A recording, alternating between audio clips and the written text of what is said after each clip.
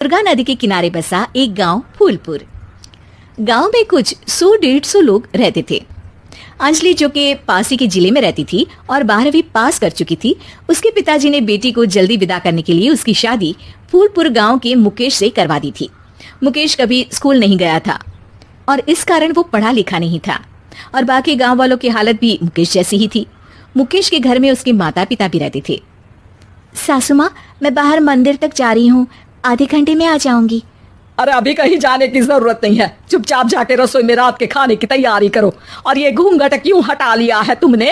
क्या पता नहीं कि इस गांव में औरतें बिना घूंघट के नहीं रहती। रात में अंजलि छत पर जाकर अपनी मम्मी से बात कर रही होती है।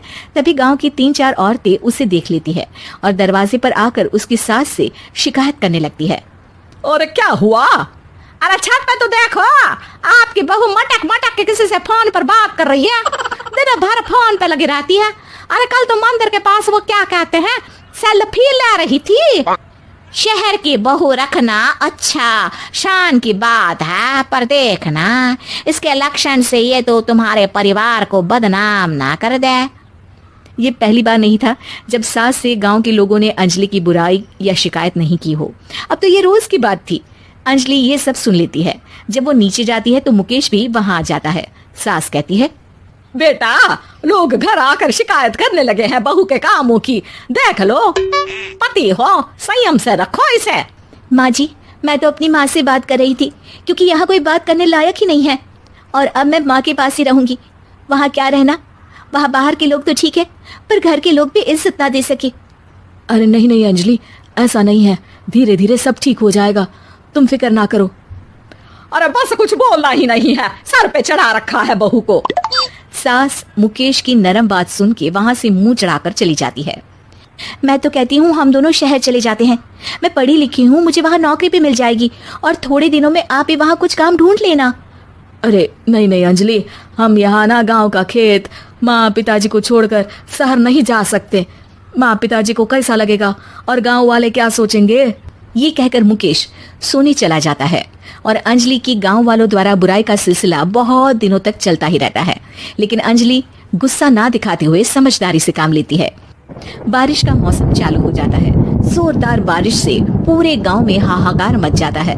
दुर्गा नदी में बाढ़ आ जाती है और बाढ़ का पानी पूरे गांव की फसल तबाह कर देता है। फसल की ये हालत देखकर गांव वाले निराश हो जाते हैं और बात तो यहाँ तक पहुँच जाती है कि कुछ लोग तो अंजलि को इस सब का दोषी ठहरा देते हैं। अरे पूरी फसल तबाह हो गई, पता नहीं किसकी नजर लग गई है। अरे जब से चौधरी परिवार में ये शहर की बहू आई है ना, तब से ही गांव की शांति चली गई है। इसके कर्म कांड से माँ दुर्गा नदी भी खुश नहीं है। ये सब सुनकर बेचारी अंजलि रोते हुए अपने घर चली जाती है। कुछ दिन बाद सभी गांव वाले अपनी फसल का मुआवजा लेकर अपने अपने घर आते हैं। मुकेश भी 1500 लेकर आता है। अंजलि को जब पासबुक दिखाता है तो अंजलि हैरान हो जाती है। अरे, ये पासबुक में तो उन्होंने 4000 की एंट्री करी है और आपको सिर्फ 1500 दिए। सच में? अरे वो सरकारी अफसर आपको बेवकूफ बना रहे हैं।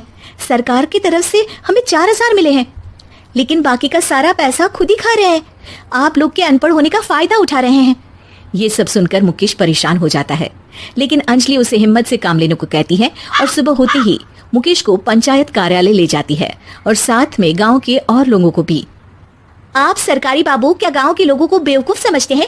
आपको क्या लगता है ये पढ़े लिखे नहीं है तो आप कुछ भी मनमानी करेंगे? ये बेचारे दिन रात इतनी मेहनत करते हैं, ये हमारे अन्नदाता हैं और आप इनके साथ ऐसा धोखा करते हैं। अरे क्या बके जा रही है ये लड़की, किस धोखे की बात कर रही है? अपने कांड करके नदी माँ को नाराज करके हमारा नुकसान करके इसे चैन नहीं मिला क्या?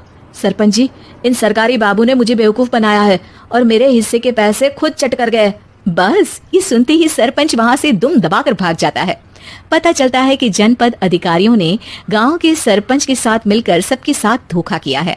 सब लोगों का विरोध शुरू हो जाता है और आखिर में अधिकारी सब गांव वालों के हिस्सों के बचे हुए पैसे उन्हें लौटा देते हैं और कई दिन तक सरपंच गांव में लौटता ही नहीं। अंजलि, तुम नहीं होती तो हम गांव वालों को तो पता ही नहीं चलता कि ये हमें हर बार बेवकूफ बनाते हैं। हाँ हाँ अंजलि बेटी, हमें माफ कर दो। हम सब तुम्हें बुरा भला कहते रहे, लेकिन तुमने ही आज हमें बेवकूफ बनाने से बचाया है। हमें तुम पर गर्व है बेटी। अब समझ आया कि सरपंच तुमसे नहीं, तुम्हारे पढ़े लिखे होने से नफरत करता था। क्यों ना इस बार हम अंजलि को ही सरपंच पद के लिए चुन ले। क्या कहते हो गांव वालों, पढ़ी लिखी सरपंच। बस पूरा गांव अंजलि के लिए ताली बजाता है और अंजलि की सास उसे खुशी से गले लगा लेती है।